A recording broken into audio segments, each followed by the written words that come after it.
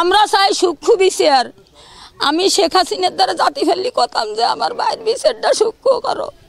আমার ভাইয়ের কোনো অপরাধ না, আমার ভাইয়ের বেটা বাড়ি করে থাকে না, সে কোনো অন্য অপরাধ করে না, আমার জন্য আমার বাইরই মারে, বুঝছেন? আর কোনো অপরাধ না, আমি তাই চাই সূক্ষ্ম বিচার। টুঙ্গিপাড়া প্রশাসন পরে এখানে আসছে, ঘটনাস্থলে বিশ্ব শাসনের কাছে আমাদের জোর দাবি এদের এমন বিচার হোক যে বিচারের কারণে এই এলাকার মানুষ শান্তিতে বসবাস করতে পারে। আমরা প্রশাসনের কাছে এ দাবি করছি এবং আপনাদের মাধ্যমে ঊর্ধ্বতন কর্মকর্তা আইনগত যারা আছেন তাদেরকেও জানাতে চাই, আমার ছেলেই হোক, আমার বাপ হোক, আমার আপন ভাই হোক, এ ধরনের সন্ত্রাসী কার্যক্রম যেন অন্তত টুঙ্গিপাড়ার মাটিতে যারা আছে তারা না থাকে। ছোট ভাইয়ের ছেলেরা এরা যা ওই চাপাটি মাপাটি নিয়ে যায় কোপাকুপি শুরু করছে। ওতে ওই মুক্তিযোদ্ধার 3টা কোপের মতো লাগছে, একটা পায়ে লাগছে, একটা পিঠে লাগছে, একটা হাতে লাগছে এই জায়গায়, আর তার ছেলের লাগছে বোধহয় 2টা।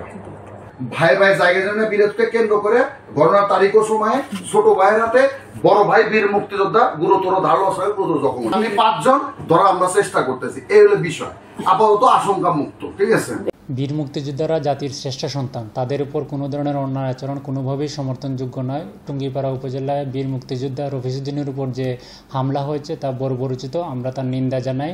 উপজেলা প্রশাসনের পক্ষ থেকে হামলার পরপরই তার বাড়িতে গিয়ে আমরা তাদের খোঁজখবর নিয়েছি, উন্নত চিকিৎসার জন্য তাকে আমরা ব্যবস্থা নিয়েছি এবং স্থানীয় আইনশৃঙ্খলা রক্ষাকারী বাহিনীকে পরামর্শ দেওয়া হয়েছে, তাদেরকে অনুরোধ করা হয়েছে দ্রুততম সময়ের মধ্যে অপরাধীকে শনাক্ত করে তাদেরকে আইনের আওতায় নিয়ে আসতে।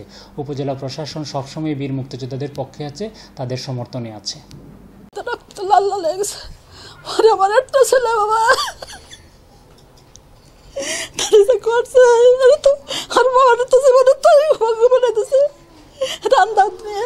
তার ছেলে তার বাবা সবাই 4-5 জন মানুষ আমার স্বামীকে তাদের মতো নাই, তারা ভঙ্গ বানাইতেছে।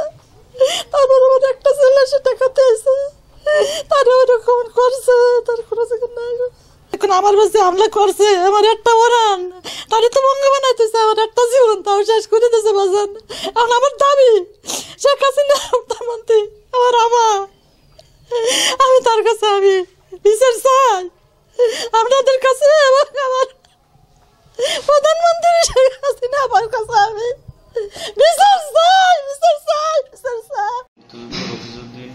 আমি তার ছেলে হাসিবুর রহমান, ভূমিদস্যু সাইফুল ও তার ছেলেরা রামদা নিয়ে আমার বাবাকে এলোপাতাড়িভাবে কোপায়। আমি ঠেকাতে গেলে আমাকেও তারা এলোপাতাড়িভাবে কোপায়। আমার মা আসে চিৎকার শুনে, ঠেকাতে গেলে আমার মায়েরও একটা আঙ্গুল কেটে যায়। এই সন্ত্রাসীদের ঘরে সবসময় এমন ধারালো রামদা, ছুরা, ঢাল সড়কি সবসময় থাকে।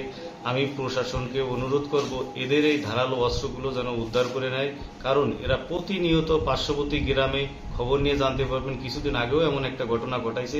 এই অস্ত্রগুলো যেন প্রশাসন উদ্ধার করে। আর মাননীয় প্রধানমন্ত্রীর কাছে আকুল আবেদন জানাই, একজন বীর মুক্তিযোদ্ধাকে এভাবে কুপায় আমি কখনো দেখি নাই।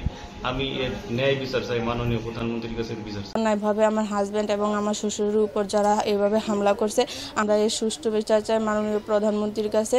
যে আমি বীর নিবাসে রান্না করতেছিলাম, হঠাৎ চিৎকার চেঁচামেচির আওয়াজে বাহিরে বের হয়ে দেখি আমার আব্বাকে রান্দা দিয়ে কুপিয়েছে। সন্ত্রাসীরা আমার ভাইয়া ঠেকাতে গেলে তাকেও রান্দা দিয়ে কুপিয়েছে। আমার ভাইয়ার কোপ ঠেকাতে গেলে আমার মাকেও তারা রান্দা দিয়ে বৃদ্ধাঙ্গুলি কেটে ফেলেছে। আমি মাননীয় প্রধানমন্ত্রীর কাছে এর দৃষ্টান্তমূলক শাস্তি চাই।